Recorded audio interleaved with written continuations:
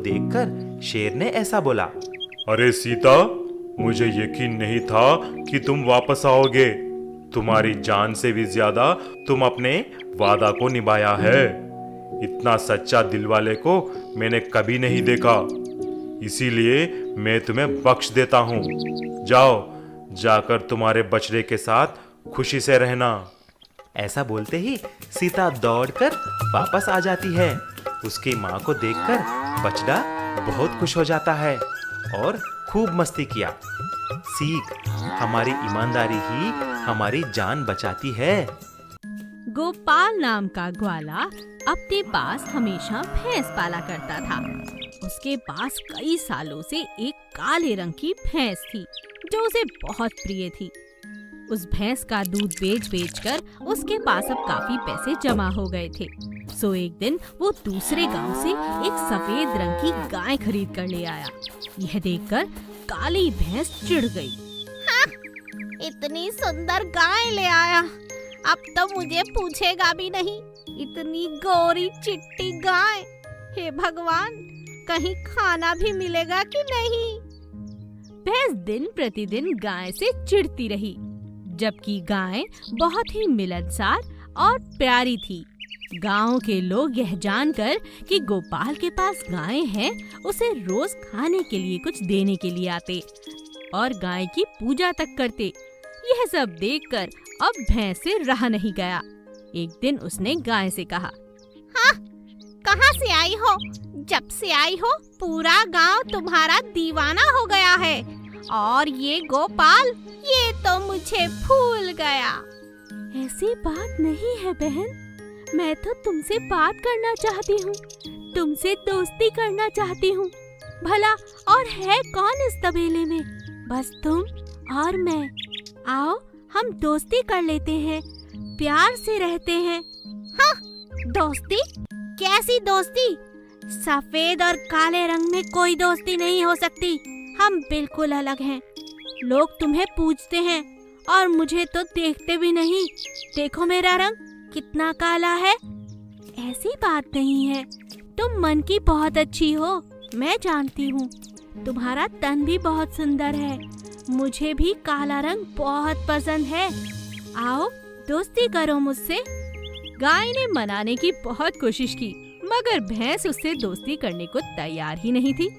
एक दिन एक काले रंग का नाग वहाँ घुस आया। गाय ने जोर जोर से शोर मचाकर भैंस को कहा, अरे बहन उठो, ध्यान से, तुम्हारे पैरों के पास एक बड़ा नाग है, उठो, नींद से जागो। भैंस बड़े मजे से सो रही थी, लेकिन कुछ देर बाद उसकी आँख खुल गई। क्या हुआ? क्या हुआ? इतनी आवाजें सुनकर गोपाल भी बाहर भागा आया। उसने सांप को वहाँ से भगा दिया। यह सब देखकर भैंस का मन गाय के लिए पसीज गया। उसने कहा, अरे सच में तुम गोरी हो और तुम्हारा मन भी उजला है। मैं ही इतनी खराब हूँ कि आज तक तुमसे दोस्ती तक नहीं करना चाहती थी। तुमने तो मेरी जान बचाई है। तुम बहुत प्यारी हो गैया। आज से मैं तुम्हारी दोस्त हूँ। तुमने आज एक अच्छी दोस्त का उदाहरण दिया है। मैं भी अपनी दोस्ती निभाऊंगी हमेशा। और इस तरह गाय और भैंस में दोस्ती हो गई और गोपाल खुश हो गया। लोमड़ी और 7 बकरियां। एक जंगल में 7 बकरियां रहती थी। वो सातों हमेशा साथ रहती थी, एक साथ ही घूमती रहती, एक साथ खाना खाती। उन 7 बकरियों की दोस्ती की मिसाल पूरा जंगल देता था।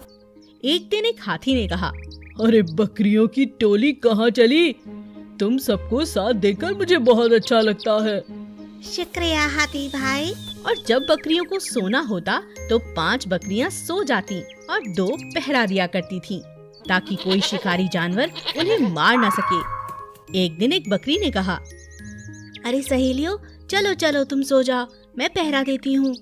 ठीक है, हम लोग सो जाते हैं। उसी जंगल में एक चालाक लोमड़ी भी रहती थी। उसकी नजर इन बकरियों पर हमेशा रहती थी। हाँ, अरे वाह, कितनी मोटी बकरियां हैं। अगर ये हाथ लग जाएं तो अपनी तो पार्टी बन जाएगी, मजा आ जाएगा। लोमड़ी हिम्मत करके बकरियों पर हमला करती है। सहेलियों, आओ मिलकर लोमड़ी पर हमला करें, वरना ये हमें खा जाएगी।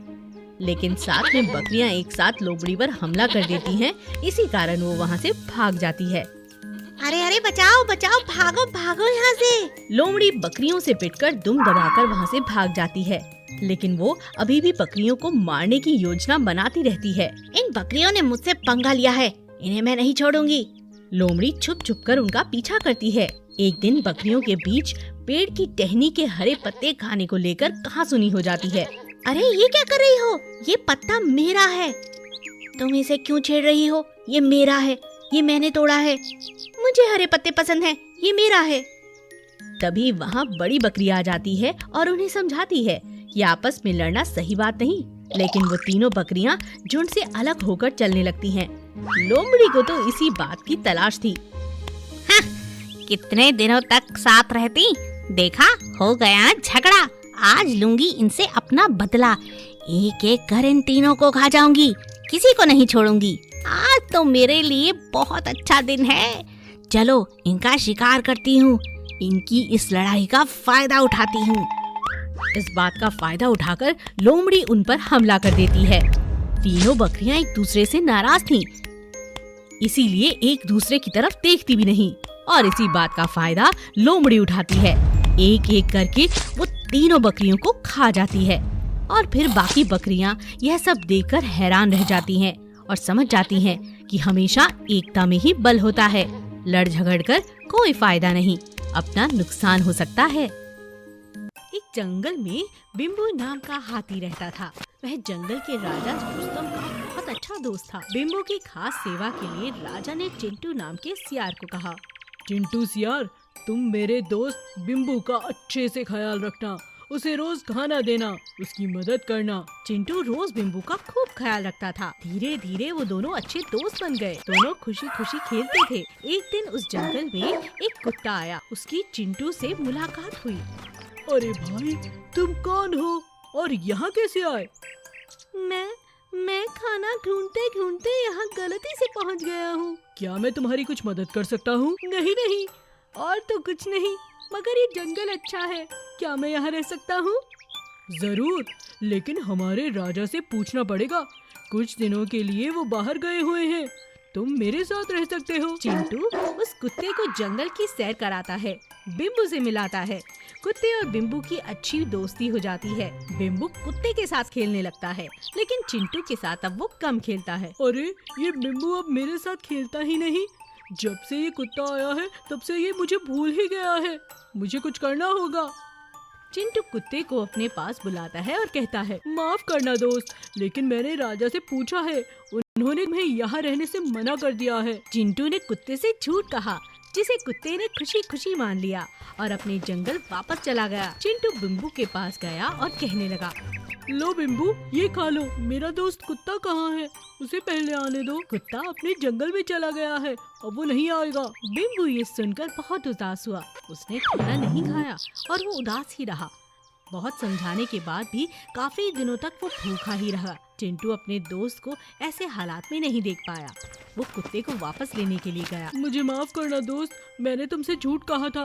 बिम्बू तुम्हें बहुत याद करता है। तुम बिम्बू के इतने अच्छे दोस्त बन गए थे। मुझे तुमसे झूठ नहीं बोलना चाहिए था। कुत्ता चिंटू के साथ जंगल वापस आ जाता है। राजा भी अब जंगल आ चुका था। उन्होंने कुत्ते को जंगल में रहने की इजाजत दे दी। सभी लोग प्यार से और खुशी खुशी रहने लगे।